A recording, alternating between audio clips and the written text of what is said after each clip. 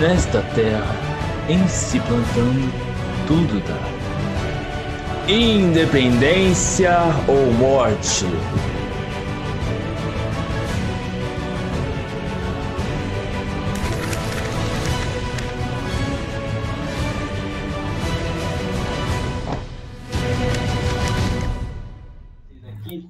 E tem uma questão, Fátima e Bruno, que vocês comentam no livro, que é a questão que com a historiografia também é desrespeitoso com a Isabel, porque quando a gente vai lembrar de Dom Pedro I e Dom Pedro II, quando a gente vai falar deles na época que eles eram crianças, a gente não fala que eles eram príncipes, o príncipe Pedro, o príncipe, e quando a gente vai falar da Dona Isabel, a gente vai falar Princesa Isabel, virou comum isso na historiografia, né? E elas, querendo ou não, as pessoas, ela se tornou imperatriz depois do falecimento do pai. Então, até nesses termos, temos um pouco do machismo e um pouco do preconceito dentro da nossa historiografia, né? Sim, Fátima pode acrescentar muita coisa nisso, mas, de fato, o que se passa é que, historiograficamente, uma coisa é a história, né? Outra coisa é a historiografia. O que a gente fala no livro é que há uma diferença, né? A personagem histórica Princesa Isabel,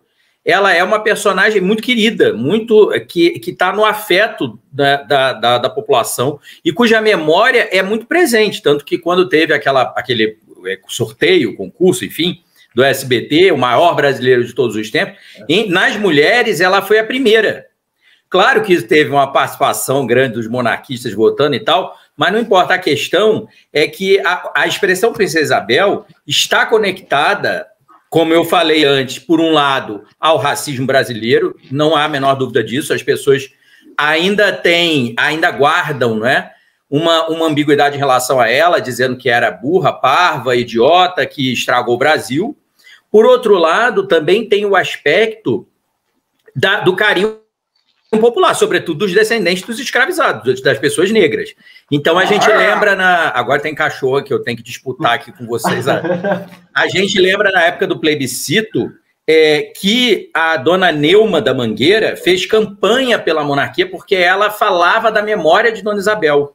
Ela falava muito disso, ela falava, os meus pais, os meus avós, eles eram, ela não dizia, não sabia explicar isso mais claro, mas eles eram isabelistas, não é?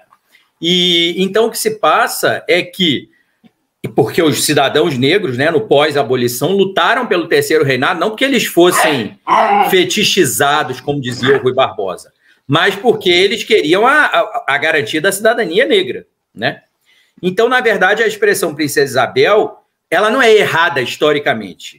O que a gente defende é que ela é, na verdade, uma atecnia, entre aspas, historiográfica, porque os historiadores não entenderem que Dona Isabel não foi aquela mulherzinha, sinhazinha, alienada, filha de Dom Pedro II, filhinha, aquela mulher beata, carola, burra, como a historiografia gostou de narrar, e os historiadores não entenderem que isso era uma armadilha teórica, que, na verdade, quem escrevia isso dela eram os republicanistas, né?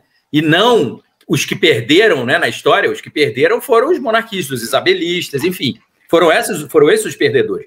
Isso era uma armadilha em que todos caíam.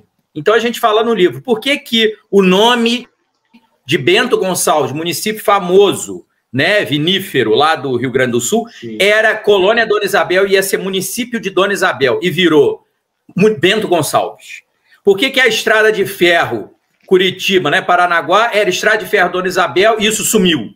Só sabem hoje que se chama Curitiba-Paranaguá, Paranaguá-Curitiba.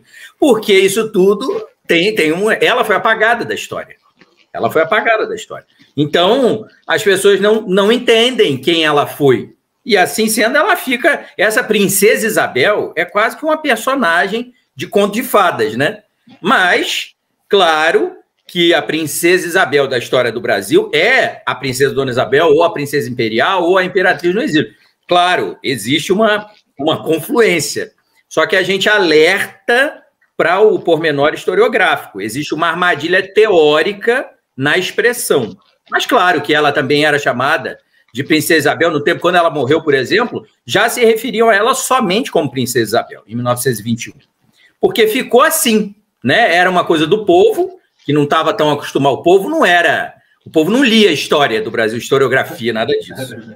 Mas, por outro lado, nós, historiadores, temos que refletir sobre isso, né? É isso, em parte. Quer acrescentar alguma coisa, Fátima, sobre que o Bruno...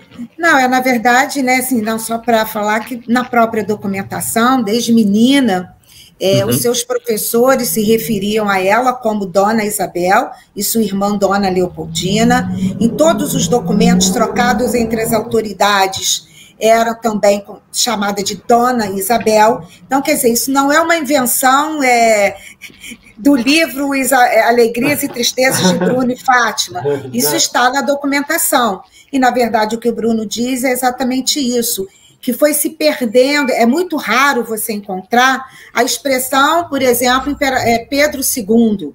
Todo mundo fala Dom Pedro II, Dona Teresa Cristina, porque assim, a gente não vai entrar nisso tão assim... na parte tão teórica, mas é só para a gente, como o Bruno bem sublinhou, é para nos alertar sobre essas armadilhas que muitas das vezes nós ficamos presos, né? Então é só um alerta nesse sentido.